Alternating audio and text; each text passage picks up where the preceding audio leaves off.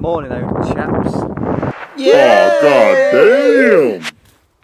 And it feels like a proper summer holiday today. The weather, the slight breeze.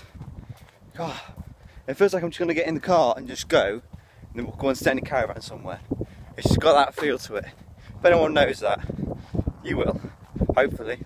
I've just been chatting to a bloke at work who was just saying that he's just made a sunroom for his house, and he's got some like French doors in there, and anytime anyone ever mentions French doors, it brings back an absolutely hilarious memory from my childhood. So basically, when I was younger, I used to live in this sort of tiny little house, me, my mum, my dad and my brother, right? And we had French doors in the front room. And my mum said to my dad, right, I want the French doors painting. And she loves bright colours, my mum. So she wanted the outside of the French doors that were leading into the garden yellow, like bright yellow. And it really cool yellow, not really, they're not too garish, right? So what she does, she opens the doors to, because my dad had only just came back in, and she said, right, I want the doors painting yellow. He gets the paint and he starts painting the doors, got some tunes on in the background, just painting the doors, and then he goes, right, done it, I've done. And my mum comes out acting all cool and normal, and she goes, so you done, are you? He's like, yeah. Then what does she do? She closes the doors and is like, oh, it only gone and painted the inside of the doors because she'd left them open. So when she shut them, it was like this bright yellow in the middle of this cream front room. Hey, what guys, I'm ready for our holiday. As I've said, I've put in like loads of hours lately, but I'm ready for holiday now. I'm ready to go to the Isle of Wight, get hitched with the bird and just chill out. I've put in a holiday form at work to see if I can get the rest of the week off. I know we want to take a little detour on the way back to my all-time favourite place in the UK, Brighton. Absolutely love Brighton. And I've always said, you know, I've always wanted to move there one day, but it's hard wanting to move anywhere now because, you know, like I have a child and I'd feel bad moving away from family because I really want her to grow up being around her grandparents, obviously, because my grandparents had a massive impact on my life and I'd like them to do the same on Francesca's. My original point, I love Brighton. It's got so much cultural diversity. The shops there are amazing. There's always gigs on of amazing bands. Like I first saw Narwhals there and that was just like, oh, and they wasn't even big then. They was only just started getting big. They'd only just released the song History is Bunk. Yeah, so they'd only just released that and I just started watching. There was only a few thousand views on their YouTube channel on that, and I thought, these guys are pretty sick. I noticed that when we was actually on holiday there, the first time with me and Tess, or just me and Tess, pre-Francesca, we decided to go and see them, and it was awesome. We're hoping to take a little detour on the way back home to probably spend like the whole day out in there, and I can't wait to vlog that. It's just going to be really cool. There's so many cool shops. One of my favourite shops is actually called Dirty Harry's, and it's just off one of the sort of little alleyway streets they have that are just, there's no traffic that goes through, it's just people, loads and loads of people and amazing shops. So Dirty Harry's, go and check that out if you're ever in Brighton. It's really cool. Everything's dead cheap as well, which is amazing. It's the best bit. Now, is it a sign that you spend way too much time together in a relationship if you end up dressing almost exactly the same most days? Noticed how we both just had showers and we didn't watch each other get dressed. I put on a grey top, Tess put on a grey top. I put on green shorts and Tess put on green shorts. Decided to change to keep it fresh.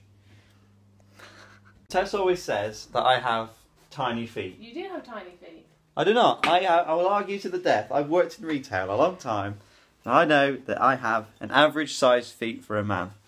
Even though most of my friends have bigger feet than me, that's not the point. And my dad and my brother, and my brother's younger than you by 4 years. Yeah, but he's bigger than me. Still. Big. You have tiny feet. I'm wearing your shoes, AD. It's not the point. You have big feet. No, I don't. I have average sized feet for a woman. No, but you're not a woman. That could be argued as well, to be fair. Size 8. Average size feet for a man. These are not size 8 because I have size 7 women's feet. They are. I bought them. Size 8. Oh, buy them any smaller. Lied to. Lied to by everyone I've ever bought shoes off. Yeah, they're like, oh Yeah. God, I feel so sorry for him and his tiny feet. Just let's pretend that they're a bigger size so he doesn't feel so bad about his life. I love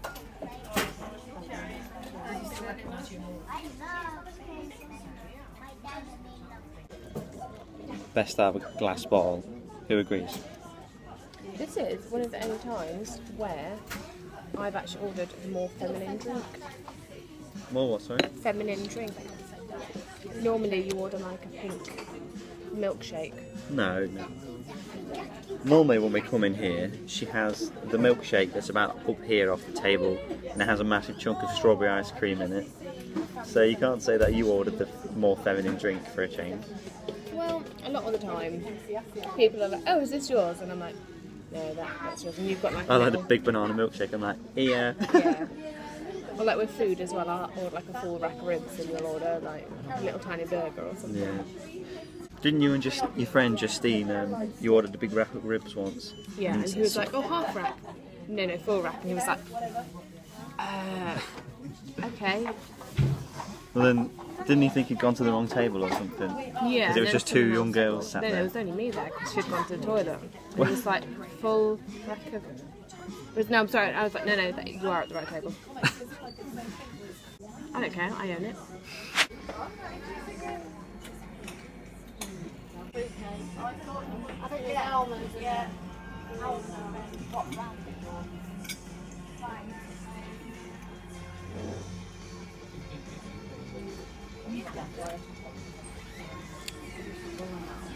Good?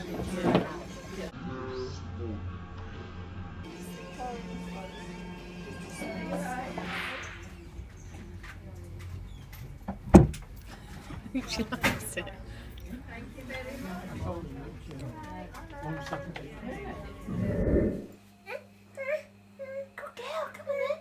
Don't think it's long before she'll be off. Then Then we'll we'll be- some commando crawling. Then we'll be tired, Yeah. chasing after her all day. Poor Fred Lang will be tired as well. Yeah. It's like, land. Give me your tail. Like, no word of a lie. Francesca was just sat here, and Fable was sat right in front of her. And she put her hand out like this, and Fable went, "Get out!" No. Tickling my feet. Yeah, so Fable just went high five. Greatest moment. Hey guys, I know I'm not filmed in a big portion of the day because as you can see it's getting dark now. But I've had work at really weird times today, so I've just filmed as and when I can, really. As and when I could, rather. Actually had seen some sad news on Facebook. A young lad who's about my age that I used to work with on this sort of family resort. He was one of the main dudes, you know, that used to sort out all the children and do like entertainment and stuff. And sad news, he's passed away. It's just really weird when you've worked with someone. Like I used to work with him like every day because I used to work as a photographer, and obviously he used to come down with all the characters, or sometimes be the characters, and the parents would bring their children, and then they'd have their photos taken with their favourite TV character or whatever. And it was just like, just weird, especially when it's someone your age that's passed away. Because I know a lot, you hear of older people and older generations passing away. But when it's someone your own age, it's just like a slap in the face, really. Like there was a lad that I actually went to school with. I hope this is true. If not, I'm going to look like a right idiot. But as far as I know, he passed away as well. He did have a very bad condition. He had cystic fibrosis, and someone told me that he'd passed away, and I was a bit like, I felt really bad because he was bullied a lot whilst he was in school, But I'm kind of proud at the same time, as I would get in trouble. Only times I would get in trouble in school is when I was sticking up for somebody else who was in trouble that didn't have the guts to do it for themselves, and that's the only time that I ever really got into trouble. But I'm really proud and glad knowing I stuck up for him on many occasions, because some people did some really bad things to him whilst he was alive and in our school, because I did go to quite a rough school apparently. After talking to kids at college and stuff, what happened in my school on like a daily basis was something that was very, very rare for them to see at all. So it's quite random really. But like I say, I was really proud that I actually stuck up for this lad in times that he needed just anybody just to step in for him. Like, I actually remember in the changing rooms after PE, I think some kid like chucked all of his clothes into the shower and just like got them soaked through. It's just like, I mean, this kid had a really hard life with bullying and etc like that, but to be honest, when it came down to it, he had a heart of gold, that lad. And the friends he did have and who were nice to him, people stuck up for him, he really deserved.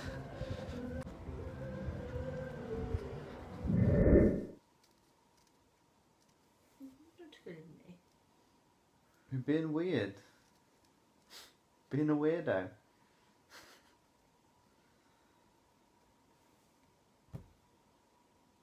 Where?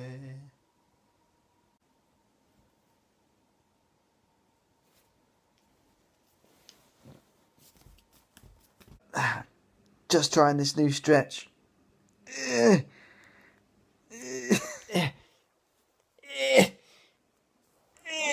I think they're bad and sleepy.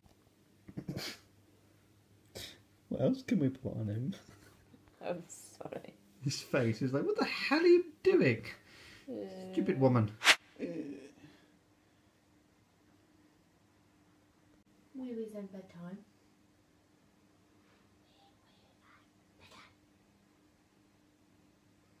Go on then.